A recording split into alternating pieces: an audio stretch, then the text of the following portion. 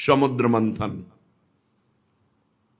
भगवान अजित श्री हरि जब देखा कि समस्त देवता परास्त हो रहे हैं दैत्यों से, देवताओं ने प्रार्थना की ब्रह्मा जी से, ब्रह्मा जी महादेव समस्त देवता भगवान श्री हरि से।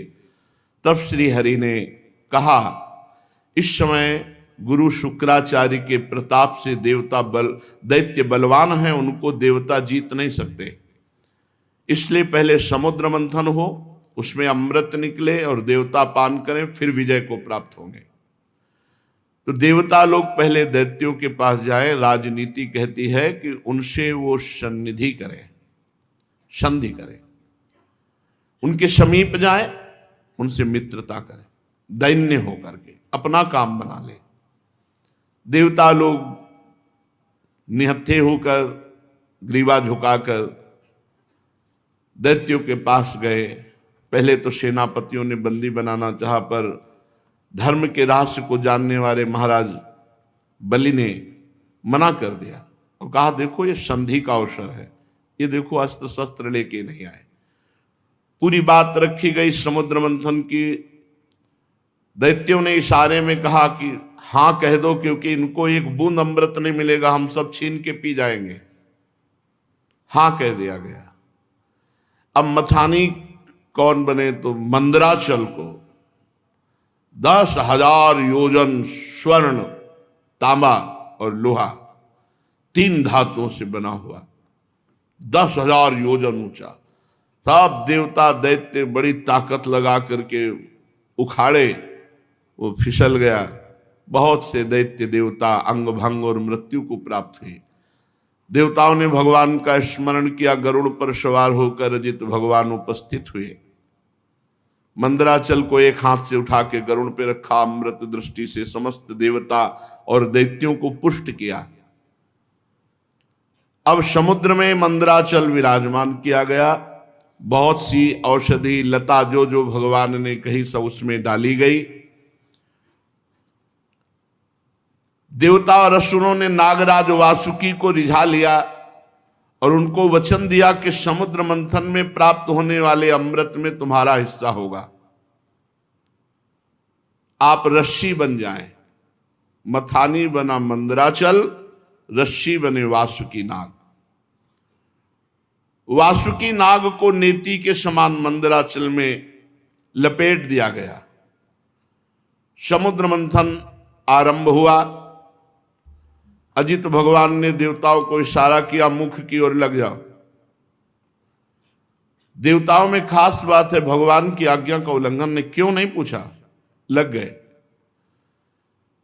जब दैत्य सेनापतियों ने देखा तो उन्होंने कहा, देवता कोई श्रेष्ठ है, हम लगेंगे मुख की तरफ। सांप के पूंछ का भाग जो है ये निकृष्ट माना जाता है, हम इसे नहीं पकड़ेंगे। भगवान ने देवताओं को इशारा किया, आ जाओ पूंछ की तरफ, क्योंकि जब नेति बन करके मंदराचल घुमाया जाएगा, भारी विष की ज्वाला वासुकी नाग के मुख से निकलेगी। तो देवताओं को बचाने के लिए भगवान ने पहले ऐसा किया था। देवताओं ने पूंछ पकड़ ली और दैत्य मुख की ओर हो गए।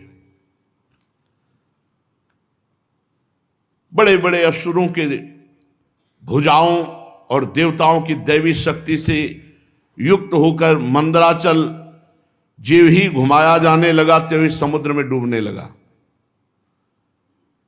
अब तो सब देवता दैत्य निराश होने लगे, मन टूट गया, उदासी छा गई। भगवान ने तुरंत कच्छप रूप धारण किया। भगवान का एक कच्छप अवतार है, विशाल काय भगवान की पीठ। समुद्र में प्रवेश करके मंदराचल के नीचे जाकर कच्छप भगवान अपनी पीठ में मंदराचल ले लिया। भगवान की शक्ति अनंत है, वे सत्य संकल्प हैं, उनके लिए कौन सी बड़ी बात है। देवता और असुरों ने देखा कि मंदराचल ऊपर उठने लगा, तब फिर से उत्साहित होकर समुद्र मंथन किया। भगवान कच्छप की पीठ का विस्तार कितना था? 1,00,000 योजन, क्योंकि 10,000 योजन चौड़ा और लंबा तो मंदराचल है। 1,00,000 योजन भगवान कच्छप की पीठ, 1,00,000 योजन तक फैली हुई अपनी पीठ पर मंदराचल घूम रहा है। तो भगवान को ऐसा सुख हो रहा है जैसे कोई पीठ खुजला रहा हो। बड़े बड़े देवताओं में दैवी शक्ति और असुरों में आसुरी शक्ति भगवान ने प्रवेश की। फिर मंदराचल को घुमाया जाने लगा। भगवान की पीठ में मानो खुजली हो रही हो, ऐसे मंदराचल लगता है। समुद्र मंथन भगवान के बल से हुआ। देवताओं में दैवी शक्ति, असुरों में आसुरी शक्ति, वासुकी नाग में निद्रा, नीचे कच्छप रूप से, ऊपर 1000 सहस्त्रबाहु रूप से ऊपर भी दबाए हुए हैं। ये देवता नहीं जान रहे। पर्वत के ऊपर 1000 भुजाएं धारण करके ऊपर से भगवान उसे आकाश में ब्रह्मा शंकर इंद्र आदि भगवान के ऊपर पुष्पों की वर्षा कर रहे हैं। इस प्रकार भगवान पर्वत के ऊपर सहस्त्राबाहु रूप से 1000 भुजाएं धारण करके नीचे को दबा रहे हैं, नीचे कच्छप रूप से ऊपर को उठा रहे हैं। देवताओं में दैवी शक्ति, असुरों में आसुरी शक्ति, पर्वत में दृढ़ता, वासुकी में निद्रा, स्वयं भगवान के द्वारा ही समुद्र मंथन हो रहा है। अब तो भगवत बल से उन्मत्त होकर मंदराचल को बड़े वेग से घुमाया गया, समुद्र मंथन शुरू हुआ। उस समय समुद्र और उसमें रहने वाले मगर, मछली आदि जीव क्षुब्ध हो गए।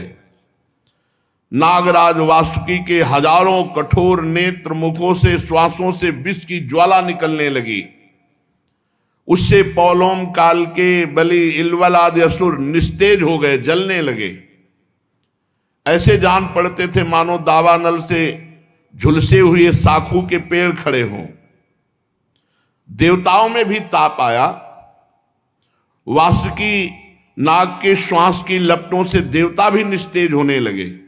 वस्त्रमाला, कवच, मुख ये सब झुलस गए।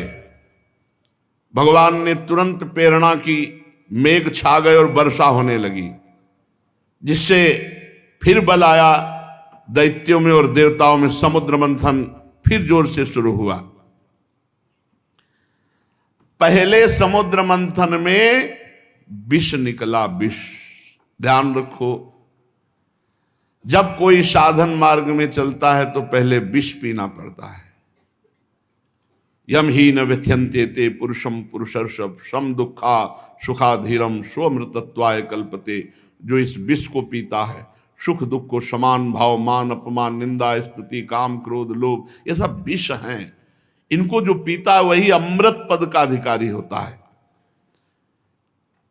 भगवान मेघ के समान सांवले शरीर पर सुनहला पीतांबर, कानों में बिजली जैसे चमकते हुए कुंडल, सिर पर मुकुट, घुंघराले बाल, नेत्र लाल लाल रेखाओं से युक्त, गले में बनमाला सुशोभित, संपूर्ण जगत को अभय दान करने वाले विश्व विजयी भगवान अजित ने अपने भुजदंडों से वासुकी नाग को पकड़कर जे ही मंदराचल की रफ्तार बढ़ाई, ते भी खलबली मच गई। मछली, मगर, सांप, कछुए भयभीत होकर ऊपर आ गए। तिमिंगल आदि मत्स्य, समुद्री हाथी, गिराह व्याकुल हो गए। जे ही ऐसा मंथन हुआ कि सबसे पहले ऊपर हलाहल नामक अत्यंत उग्र विष निकला। अब वो समुद्र मंथन से निकला हुआ विष 10 दिशाओं में फैलने लगा। इससे सारी प्रजा मर जाएगी, सब प्रकृति भस्म हो जाएगी, ऐसा ये विष है। भगवान अजित ने कहा, भगवान शंकर की शरण में चलो। पहले निकले हुए इस हलाहल नामक विष से भगवान सांब सदाशिव ही बचाएंगे। भगवान शंकर सती जी के साथ कैलाश पर्वत पर विराजमान थे। बड़े बड़े ऋषि मुनि उनके वचन सुन रहे थे। भगवान शिव उपदेश कर रहे थे। तीनों लोकों को अभ्युदय और मोक्ष के लिए बड़े बड़े ऋषि मुनि उनकी आराधना करते हैं भगवान शिव की। प्रजापतियों ने दर्शन किया और भगवान महादेव जी की स्तुति की। देव देव महादेव भूतात्मन भूत भावनो त्राहिना शरणापन्नास त्रैलोक्ये दहनाद विषाद त्वमें कहा सर्व जगत ईश्वरो बंध मोक्षयो तम त्वामर्चन्ति कुशलाः प्रपन्नार्ति हरम गुरु। हे जगत गुरु, हे देवाधिदेव, हे समस्त प्राणियों की आत्मा और जीवन दाता, हम सब लोकपाल आपकी शरण में आए हैं। समुद्र मंथन में त्रिलोकी को भस्म करने वाला हलाहल उग्र विष प्रकट हुआ है, उससे आप हमारी रक्षा कीजिए। सारे जगत को बांधने और मोक्ष मुक्त करने में एकमात्र आप समर्थ ईश्वर हैं। इसलिए हे भगवान शिव, विवेकी पुरुष आपकी आराधना करते हैं, क्योंकि आप शरणागत की पीड़ा नष्ट करने वाले एवं जगत गुरु हैं। प्रभु, अपनी गुणमयी शक्ति से इस जगत की सृष्टि, स्थिति, प्रलय ये आप करते हैं, पर आप एक रस रहते हैं। जितने भी देवता, मनुष्य, पशु, पक्षी, सत असत चराचर प्राणी हैं, सबके जीवन दाता देवाधिदेव आप ही हैं। आपके अतिरिक्त सृष्टि भी और कुछ नहीं, क्योंकि आप सबकी आत्मा हैं। हे सर्वदेव स्वरूप, आपका मुख अग्नि है। तीनों लोकों के अभ्युदय करने के लिए हे शंकर, ये पृथ्वी आपका चरण कमल है।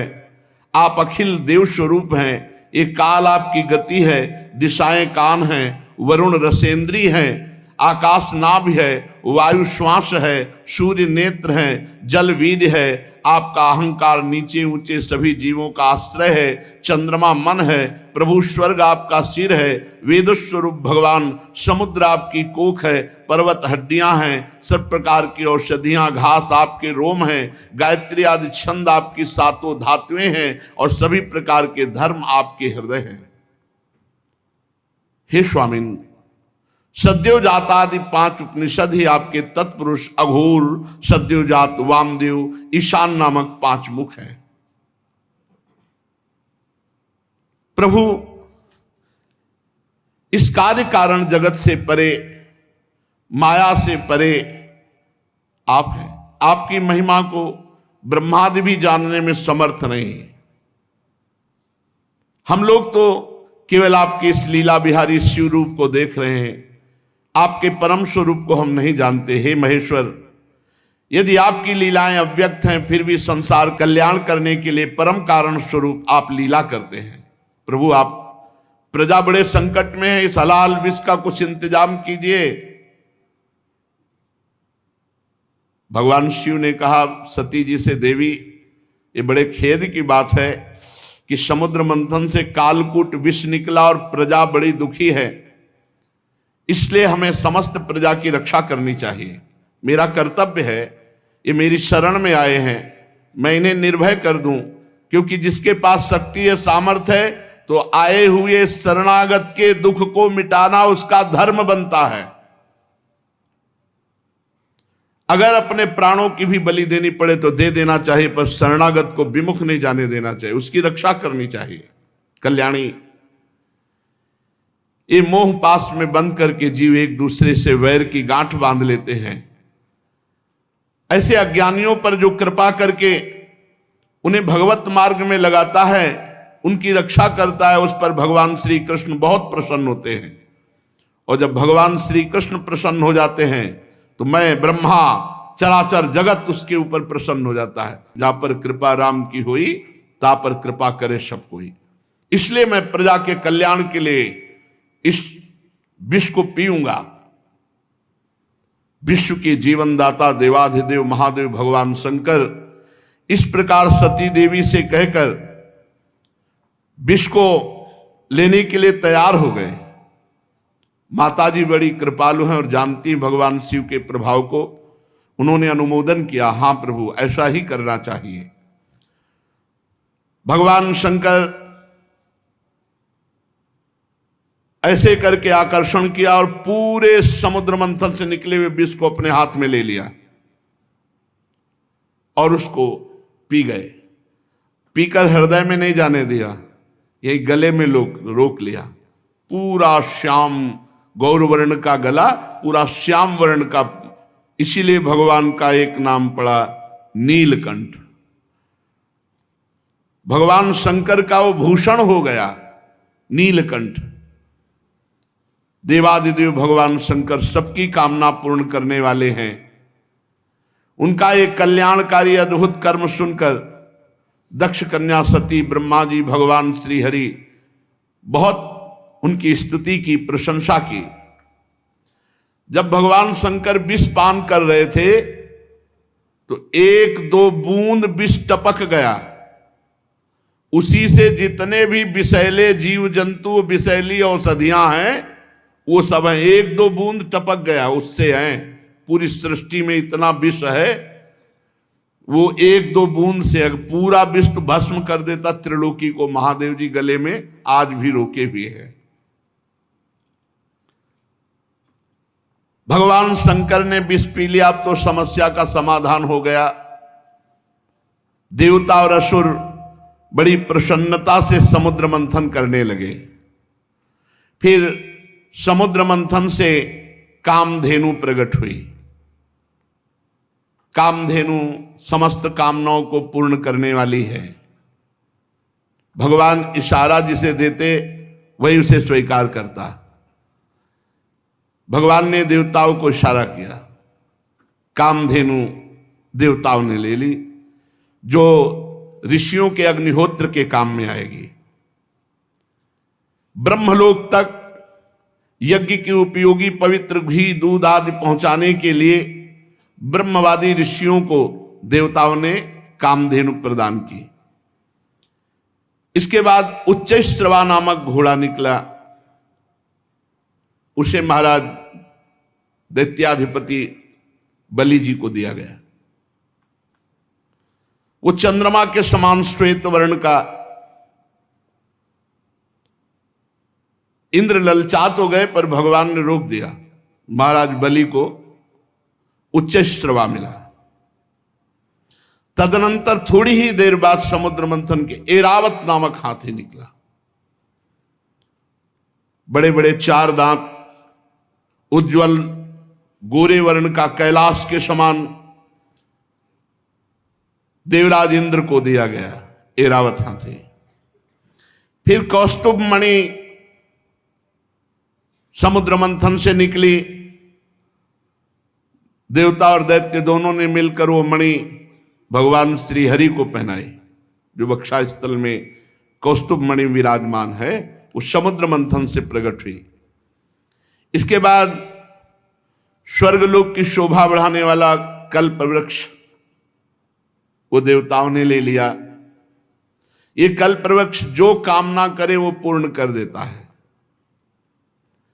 इसके बाद अप्सराएं प्रकट हुई, जो सुंदर वस्त्रों से सुसज्जित, गले में स्वर्णहार पहरे हुए रंभा आदि, अपनी मनोहर मुस्कान, चाल विलास भरी चितवन से देवताओं के भी चित्त को चुराने वाली तो देवताओं को दी गई। अप्सराएं देवताओं को दी गई। कल्पवृक्ष देवलोक में। इसके बाद शोभा की मूर्ति स्वयं भगवती लक्ष्मी देवी प्रकट हुई समुद्र से। ये भगवान की नित्य शक्ति है। जे ही वे प्रकट हुई तो बिजली किसी कांति छा गई। 10 दिशाएं चकाचौंध हो गई। ऐसा सौंदर्य, ऐसा उदार स्वरूप, ऐसा रूप रंग कोई भी नहीं था जो ये ना चाहता हो कि लक्ष्मी जी हमें मिले। आज भी सभी चाहते हैं लक्ष्मी जी हमें मिले। देवता, असुर, मनुष्य, कोई भी ऐसा नहीं था जिसके हृदय में ये चाह ना आ गई हो कि लक्ष्मी जी हमें मिले।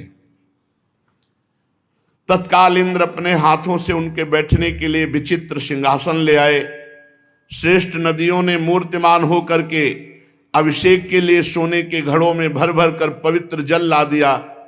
पृथ्वी ने अभिषेक के योग्य सब औषधियां दी। गौओं ने पंचगव्य और बसंत ऋतु ने चैत्र वैशाख में होने वाले सब फूल फल उपस्थित कर दिए। इन सामग्रियों से ऋषियों ने विधि पूर्वक लक्ष्मी जी का अभिषेक किया।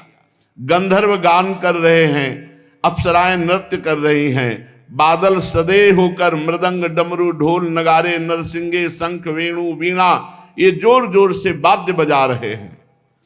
भगवती लक्ष्मी देवी का अभिषेक हुआ और सुंदर पोशाक धारण किए हुए सिंहासन पर विराजमान हैं। दिग्गज कलशों से उनका स्नान करा रहे हैं।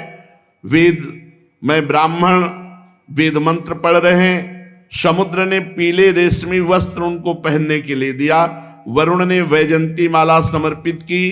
प्रजापति विश्वकर्मा ने भांति भांति के गहने दिए। सरस्वती जी ने मोतियों का हार, ब्रह्मा जी ने कमल, नाग ने 2 कुंडल अर्पित किए। इसके बाद लक्ष्मी जी कमलों की माला लेकर किसके गले में डालें चली। लक्ष्मी जी के मुख की ओर देखकर जब वो मंद मंद मुस्कुराती हुई चल रही थी, उनकी पायजेब बज रही थी, कोई ऐसा नहीं था जो ललचा न गया हो लक्ष्मी जी हमें मिले। पर वो चाहती थी जो हमें चाहे ना उसको हम वरण करें। निर्दोष हो जिसके हृदय में चाह न हो, उत्तम गुणों से नित्य युक्त हो, उसे मैं अपना आश्रय बनाऊंगी। लक्ष्मी जी ने देखा गंधर्व यक्ष असुर सिद्ध चारण देवता सब चाह कर रहे हैं। किसी को शर्त है, जो चाह न करता हो, निर्दोष हो, अविनाशी हो, नित्य हो, ये सब भगवान में है। वे मन ही मन तपस्वियों की तरफ देखकर कहा, इन्होंने क्रोध पर विजय नहीं प्राप्त किया। ज्ञान तो है परंतु अनासक्त नहीं है। कोई महत्वशाली है परंतु वो काम को नहीं जीत सका। किसी में ऐश्वर्य बहुत है पर वो ऐश्वर्य किस काम का जब दूसरों का आश्रय लेना पड़े। किसी में धर्माचरण है तो प्राणियों के प्रति प्रेम का पूरा वर्ताव नहीं। त्याग है पर केवल त्याग से ही थोड़ी मोक्ष हो जाएगा, तत्वबोध होना चाहिए। किन्हीं किन्हीं में वीरता है पर वो भी काल के पंजे के बाहर नहीं है। कुछ महात्मा ऐसे हैं जो विषयासक्त नहीं है परंतु अद्वैत समाधि में तल्लीन है। किसी किसी ऋषि की आयु बहुत लंबी है परंतु उनका सील मंगल मेरे योग्य नहीं। किसी का सील मंगल है तो आयु का ठिकाना नहीं। लक्ष्मी जी ने सबको देखा पर कहीं भी चित्त नहीं टिका। जब भगवान के ऊपर दृष्टि गई तो उन्होंने कहा, मुझे चाहते नहीं, ये हमें पसंद आए पर ये हमें नहीं चाहते। पर सोच विचार करके भगवान के ही गले में जयमाला डाल दी, अजित भगवान के, क्योंकि समस्त सद्गुण नित्य निवास करते श्री भगवान में। लक्ष्मी जी के एकमात्र आश्रय भगवान श्री हरि है। इसी से उन्होंने भगवान श्री हरि का वर्ण किया। लक्ष्मी जी ने भगवान के गले में नवीन कमलों की सुंदर माला पहना दी, जिसके चारों ओर झुंड के झुंड मतवाले मधुकर गुंजार कर रहे थे। इसके बाद लज्जापूर्ण भाव से देखा और सूक्ष्म रूप धारण करके भगवान के वक्षा स्थल में विराजमान हो गई, श्री लांछन चिन्ह के रूप में। जगत पिता भगवान ने जगत जननी समस्त संपत्तियों के अधिष्ठात्र देवता श्री लक्ष्मी जी को अपने वक्षा स्थल पर निवास दिया, हृदय में। उसी समय शंख तुरही मृदंग बाजे बजने लगे, गंधर्व गाने लगे, अप्सराएं नृत्य करने लगी। ब्रह्मा रुद्र अंगिरा आदि प्रजापति पुष्प वर्षा करते हुए भगवान की दिव्य मंत्रों द्वारा स्तुति की। देवता प्रजापति प्रजा सभी की तरफ लक्ष्मी जी ने कृपा दृष्टि से देखा तो सब निहाल हो गए, सब आनंदित, सब सुखी हो गए। पर लक्ष्मी जी ने दैत्य और दानवों की उपेक्षा कर दी, तब वो बहुत उत्साहहीन हो गए और लोभी हो गए। भगवान ने समुद्र मंथन करवाया तो अब निकली बहुत ही सुंदर वारुणी देवी। भगवान ने इशारा किया देवताओं को, तो दैत्य एकदम लुभायमान हो गए सुंदर रूप देख के। तो वारुणी देवी दैत्यों के, ये शराब मदिरा ये राक्षसों के लिए है, इसलिए मना किया जाता है। तदनंतर देवता और असुरों ने अमृत की इच्छा से समुद्र मंथन किया, तो चंद्रमा प्रकट हुए देवताओं में से, चंद्रमा में। फिर समुद्र मंथन हुआ, शारंग धनुष प्रकट हुआ। फिर समुद्र मंथन हुआ, पांचजन्य शंख। तो शारंग धनुष, पांचजन्य शंख ये श्री हरि ने स्वीकार किया। अब जब समुद्र मंथन अमृत के लिए हुआ तो अजान बाहु, लंबी लंबी भुजाएं जिनकी, गला शंख के समान उतार चढ़ाव वाला, आंखों में लालिमा, शरीर का रंग बड़ा सुंदर श्यामला, गले में माला और सब प्रकार आभूषणों से सुसज्जित, चौड़ी छाती, ऐसे भगवान प्रकट हुए धन्वंतरी जी। भगवान का एक अवतार धन्वंतरी अवतार है, और उनके हाथों में कंगन और भरा हुआ अमृत का कलश, ये 14 रत्न निकले। कालकूट, कामधेनु, इरावत हाथी, उच्च श्रवा घोड़ा, कौस्तुभमणि, कल्पवृक्ष, रंभादि अप्सरा, महालक्ष्मी, वारुणी, मदिरा, चंद्रमा, शारंग धनुष, पांचजन्य शंख, धन्वंतरी और अमृत, ये समुद्र मंथन से 14 रत्न प्रकट हुए। आयुर्वेद के प्रवर्तक यज्ञ भोक्ता भगवान धन्वंतरी, दैत्यों ने देखा कि उनके हाथ में अमृत कलश, आप तो किसी के आदेश की कोई परवाह नहीं, कूद पड़े और जबरदस्ती धन्वंतरी जी के हाथ से अमृत का कलश छीन लिया और भाग पड़े।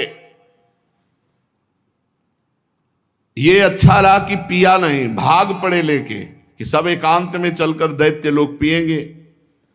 देवता सब खिन्न हो गए कि प्रभु, खास बात जिसके लिए समुद्र मंथन हुआ वो तो दैत्य सब ले गए। भगवान ने इशारा किया, तुम चिंता मत करो, एक बूंद नहीं पीने पाएंगे, अभी हम जाते पूरा कलश अपने हाथ दे देंगे। भगवान ने अमृत लोलुप दैत्यों के बीच, वहां भागना थोड़ी है, वो तो भाग के एकांत में पहुंचे, वहीं भगवान बीच में प्रकट हो गए। वो मोहिनी रूप, नूपुर झनकारते, तिरछी चितवन, इतना सुंदर रूप की अमृत हाथ में, भूल गए अमृत भूल गए भाई। ये है भगवान की माया। और जिधर भगवान देखे तो मुस्कुरा के, ऐसे मानो कि अब तो जन्म जन्म से हमारा इनका रिश्ता है, ऐसे भगवान मोहिनी रूप, छमछमाते हुए कभी इधर कभी उधर, और ऐसा नवकिशोर रूप। उस सुंदरी स्त्री को देखकर सोचने लगे कि अब तो सौभाग्य ही सौभाग्य हमारे उदय हो रहे। कितनी सुंदर ये स्त्री है, हमको प्यार करती। और जो दैत्य देखे, भगवान मुस्कुरा कर भगवान मोहित करना चाहे तो महादेव मोहित हो गए, दैत्य क्या है। अब तो सब के सब दैत्य भूल गए अमृत को, और डांट होड़ लग गई मोहिनी जी के लिए। उनमें हाथ जोड़कर कहा, कमल नयनी तुम कौन हो, कहां से आई हो और क्या करना चाहती हो। सुंदरी, तुम्हें देखकर हम सबके मन में खलबली पैदा हो गई। हम समझते हैं कि देवलोक में या दैत्यलोक में या सिद्ध गंधर्व चारण लोकपाल कहीं ऐसी सुंदरी नहीं जैसी आप हो। तुम्हें मनुष्य तो देख भी नहीं सकते। सुंदरी, हमें लगता है विधाता ने हम पर दया करके भेजा है, हम दैत्यों को महासुख देने के लिए तुम आई हो। माननी, वैसे तो हम एक जात के लोग हैं, पर इस समय हम थोड़ा झगड़े पे आने वाले हैं, क्योंकि हम ये अमृत का कलश मिला है और हम आपस में लड़ाई कर बैठेंगे। तो सुंदरी, तुम ही अमृत पिला दो। भगवान कुछ नहीं बोल रहे। हम सब कश्यप जी के पुत्र हैं, तुम्हें हम अपना परिचय बता देते हैं, और सगे भाई हैं ये देवता लोग, और हम दोनों के पिता एक ही हैं, कश्यप। ये अमृत का कलश लो और जैसा आप उचित समझो। असुरों ने जब इस प्रकार प्रार्थना की तो भगवान और जो स्त्री लुभावना चाल होती, चाल, मुस्कुराहट और चितवन से कटाक्ष करते हुए कहा, आप लोग महर्षि कश्यप के पुत्र हैं, पहले साफ बता दिया। हाँ कि हमारे ऊपर दोष मत लगा, हम पहले बता रहे। आप लोग अमृत के बांटने का न्याय भार हमारे ऊपर डाल रहे हैं। अरे विवेकी पुरुष उल्टा स्वेच्छाचारिणी स्त्रियों पर कभी विश्वास नहीं करते तुम्हें। और भगवान ये कहते हुए और मुस्कुरा रहे हैं, उनको लग रहा है कि मजाक कर रहे हैं। और भगवान सत्य बोलते, त्रिकाल सत्य, कि ये रूप हमने धारण ही इसीलिए किया है, मैं किसी की नहीं हूं, ना आज तक हमको कोई पकड़ पाया और ना कोई पकड़ पाएगा मोहिनी रूप में। भगवान और हंसकर तिरछी कटाक्ष मार करके कैसा भगवान स्पष्ट वर्णन कर रहे हैं कि फसला मत हमारे पे। परीक्षित जी मोहिनी जी की ये बात सुनकर दैत्यों के मन में आया कि मजाक कर रही है हमसे। उन्होंने हंस करके कहा कि देखो तुम कोई भी हो, ये ले अमृत कलश। कलश लिया और तिरछी मुस्कान से भगवान ने मुस्कुराते हुए मीठी वाणी में कहा, देखो यदि इतना विश्वास करते हो तो मैं उचित करूं या अनुचित बीच में टोकना नहीं। स्वीकार है? और मुस्कुरा दिया, बोले स्वीकार है। बस बोले अमृत बांट दे ले दो, फिर देख पाओगे कि क्या स्वीकार किया है। बड़े बड़े दैत्य कुछ जहां शंका में होते कि यार पूरा अमृत उसके हाथ में दे दिया, तो मोहिनी जी उधर ही देखती, तो फिर वैसे मंत्रमुग्ध होके रह जाता, मंत्रमुग्ध होके दैत्य रह जा। अरे महाराज भगवान हैं, भगवान, उनकी माया ऐसी प्रबल है, देख लो। लोक लोकांतर फिर वो स्वयं मोहिनी रूप धारण किए। दैत्यों बड़ी बारीकी से मेरी बात समझो, मैं उचित करूं या अनुचित बीच में टोकोगे नहीं। अगर टोकना तो ले अपना अमृत कलश। नहीं नहीं नहीं, और मुस्कुराते जा रहे हैं। मुस्कुराहट भगवान की माया का प्रादुर्भाव हुआ है मुस्कुराहट से। सब दैत्यों ने कह दिया स्वीकार है। भगवान ने कहा हम भी स्वीकृत हैं, माफ की हैं। इसका कारण दैत्य मोहिनी स्वरूप के मूल को नहीं समझ पा रहे और देवता जान रहे, इसलिए मोहित नहीं हो रहे। एक भी देवता मोहित नहीं हुआ मोहिनी रूप में, क्योंकि जान रहे हमारे भगवान है। तो देखो अमृत ऐसे नहीं मिलता। सब लोग पहले नहा के आओ, स्नान करो और पूजन करो, स्वस्थ वाचन कराओ, तब अमृत मिलेगा। सब नए नए कपड़ा पहन करके और कुशासन पर बैठो और सबका हिस्सा पूर्व की तरफ कुश का हो। अब देवता दैत्य फटाफट स्नान करके, भगवान ने इशारा किया देवताओं को कि नहाओ कम, जल्दी नए कपड़ा पहन के बैठ जाओ आके। और दैत्यों से कहा पूरा स्नान सब। और भगवान नूपुर की झनकार करते हुए देवताओं की तरफ नहीं, दैत्यों की तरफ, किसी के भी ज्ञान का स्फुरण न होने पावे, सबको मंत्र मुग्ध किए। मोहिनी जी ने मुस्कान भरी चितवन से सब दैत्यों की तरफ कलश लेके निकली, बूंद नहीं पिलाया। आ रही हैं अभी। अब दैत्य तो इतना खुश हैं कि मोहिनी जी मिल गई। ये सुधरते हैं तो प्रिया जी के सामने ही सुधरते कर जो पीक दाली लिए खड़े याद, जो निकुंज बड़े सीधे, नहीं तो बड़े टेढ़े महाराज। ये बहुत टेढ़े हैं इनको। अब ये अगर सीधे कहीं मिलते हैं ना तो प्रिया जी के सामने यहाँ वृंदावन में भोले भाले एकदम सीधे, एकदम महाराज जगत पिता भगवान हैं और वो मोहित कर रहे हैं। अब असुरों ने दृढ़ विश्वास करके भगवान के हाथ में अमृत कलश है और भगवान बांटने के लिए पहले दैत्यों के सामने से निकले, पर वहां कुछ और बांट रहे हैं। मुस्कान चितवन देवता पूर्ण विश्वास किए हुए कि मैं भगवान की शरण में हूं, भगवान परम मंगल करेंगे। दैत्यों की तरफ से आ रहे भगवान और उल्टा बैठाला, तुम इधर तुम इधर हूं। एक दूसरे की तरफ पीछे मुड़कर नहीं देखेगा। अलग अलग पंक्ति कतार बांधकर दल में बैठाल दिया एक दूसरे की पीठ की तरफ। दैत्यों के पास से ऐसे गए मुस्कुराते हुए, और ये अमृत वो है जिसमें बुढ़ापा नहीं आता, कोई रोग नहीं होता, कोई शोक नहीं होता। अरे देवताओं को, पर वो भी भयभीत रहते हैं।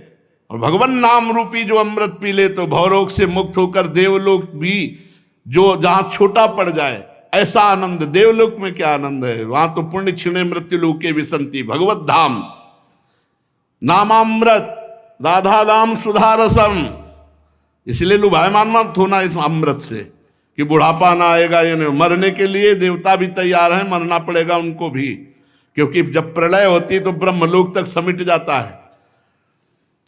परीक्षित असुर उमंग तो रहे थे, तो समझा कि जैसे हमारे आगे से कलश लेके निकल गई, ऐसे देवताओं के आगे से निकल के फिर शुरू हमारी तरफ से करेंगे।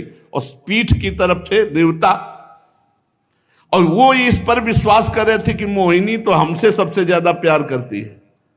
भगवान ऐसा दर्शन कराए, और विश्वास करके चुपचाप बैठे रहे।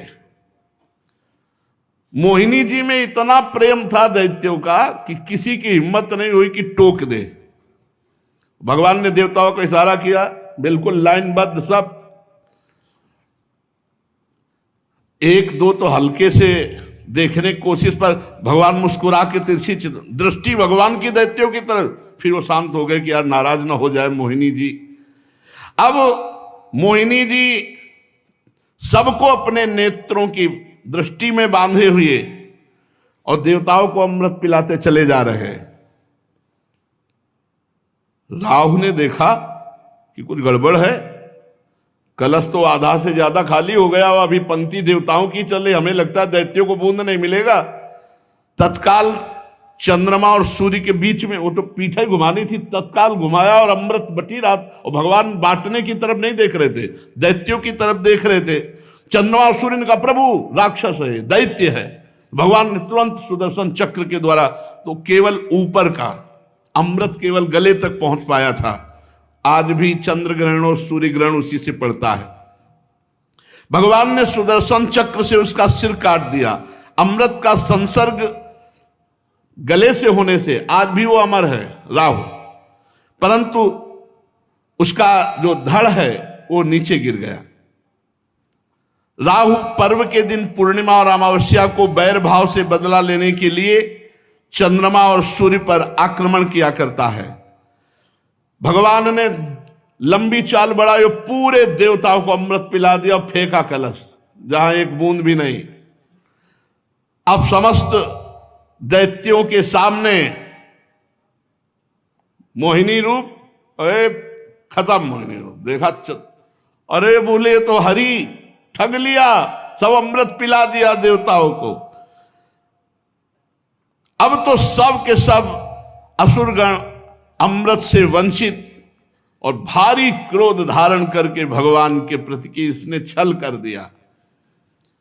दानों और दैत्यों ने बड़ी मेहनत की थी, फिर भी उन्हें भगवान से विमुख और आसुरी प्रवृत्ति होने के कारण अमृत पीने को नहीं दिया गया कि बिना अमृत पिए तो ऐसा विनाशकारी खेल खेलते हैं, अगर अमृत पी लिए तो फिर तो बहुत ही आतंक मचा देंगे।